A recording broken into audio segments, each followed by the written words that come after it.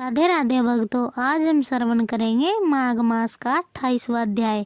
कथा श्रवण करने से पहले हमारा YouTube चैनल सब्सक्राइब और वीडियो को लाइक जरूर करें। तो चलिए कथा श्रवण करते हैं। वशिष्ठ जी कहने लगे कि हे राजा दिलीप, बहुत से जन समूह सहित अच्छोद सरोवर में स्नान करके सुखपूर्वक मोक्ष को प्राप्त हो गए।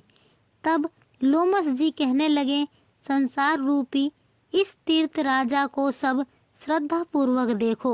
यहाँ पर 33 करोड़ देवता आकर आनंद पूर्वक रहते हैं। यह अक्षय वट है जिनकी जड़ें तालाब तक गई हैं और मार्कंडेय ऋषि प्रलय के समय जिन भगवान इसी अक्षय वट का आश्रय लेते हैं, यही शिवजी की प्रिय भगवती भागीरथी है जिसकी सिद्ध लोक सेवा करते हैं। यह गंगा स्वर्ग के हेतु पताका है, इसका जल पीकर मनुष्य मुक्त हो जाते हैं। हे मुनि, सभी प्राणी इस नदी को यमुना से मिली हुई पाते हैं।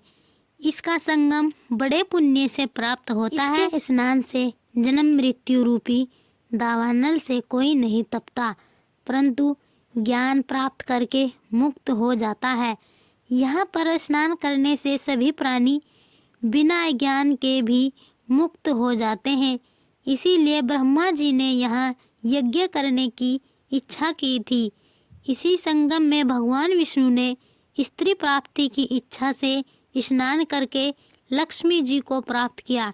यहाँ पर त्रिशूलधारी शिवजी ने त्रिपुर दैत्य को मारा था और प्राचीन काल में उर्वशी स्वर्ग से गिरी थी तथा स्वर्ग पाने की इच्छा से यहाँ पर ही उसके स्नान करने से नहुस कुल के राजा ययाति ने वंशधर पुत्र प्राप्त किया। यहाँ पर इंद्र ने प्राचीन काल में धन की इच्छा से स्नान किया था और माया से कुबेर के सब धन को प्राप्त किया था।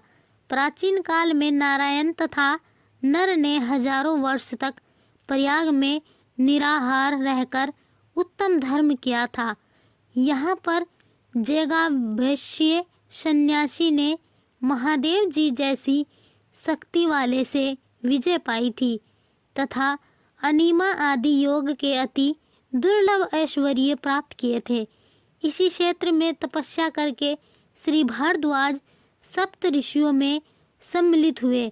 जिन्होंने भी यहाँ स्नान किया सबको स्वर्ग की प्राप्ति हुई। इसीलिए हमारे विचार से तुम त्रिवेणी में स्नान करो। इस स्नान से पहले किए हुए तुम्हारे सब पाप नाश हो जाएंगे और संपूर्ण वैभवों को प्राप्त हो जाओगे। ऋषि के इस प्रकार के सत्य वचन सुनकर सब ही त्रिवेणी में स्नान करने लग गए और उसी स्नान करने से सबकी पिशाचता नष्ट हो गई। श्राप से मुक्त होकर उन्होंने अपना शरीर धारण कर लिया। वेद नीति ने अपनी संतान को देखकर प्रसन्नचित्त होकर लोमस जी को संतुष्ट किया और कहा कि आपके अनुग्रह से ही श्राप से विमुक्त हुए। अब आप इन बालकों के योग्य धर्म को कहिए।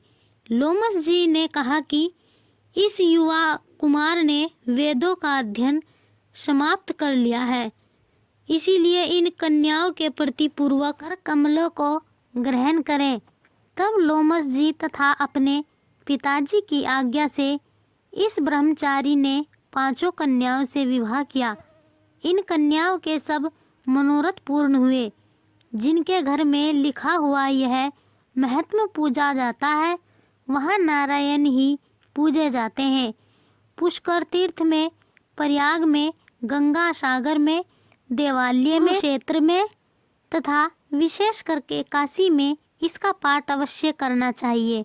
पुष्कर तीर्थ में ग्रहण के अवसर पर इसके पाठ का दुगना फल मिलता है और मरने पर वैष्णव पद को प्राप्त होता है। तो भक्त, यह थी माघ मास के 28वें अध्याय की कथा।